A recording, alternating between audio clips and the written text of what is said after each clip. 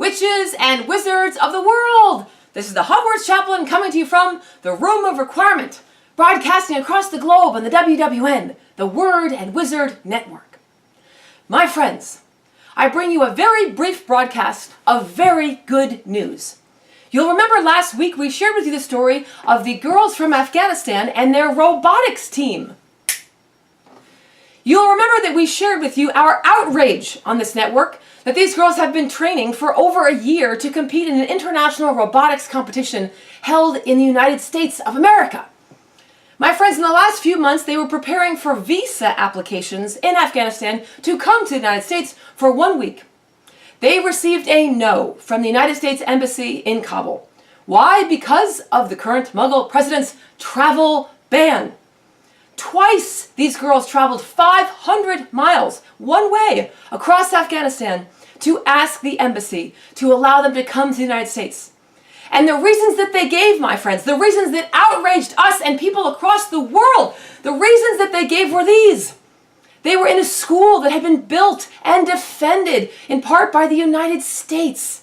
They were, in fact, the fruit of labors, of love, of sacrifice, of 17 years of U.S. policy to create schools in Afghanistan, to defend them, to encourage girls just like this to pursue their dreams and receive an education. On these trips to the embassy, they were guarded by friends and family so that they not be shot, not just for being robotics geeks, but for being girls who wanted an education at all. Members of their family have been under threat constantly since they started going to school. My friends, they were worried about being shot. They were worried about what is more common of an attack on girls in school, acid attacks. Yes, but in the face of all this struggle, they continued to ask the U.S. Embassy and they continued to receive a no.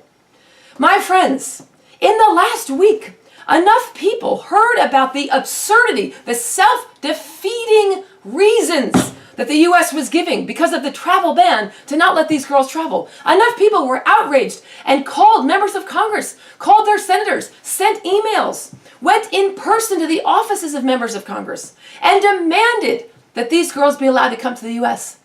My friends, the current Mughal president at the end of last week, in order to respond to this national, international outrage, issued a waiver.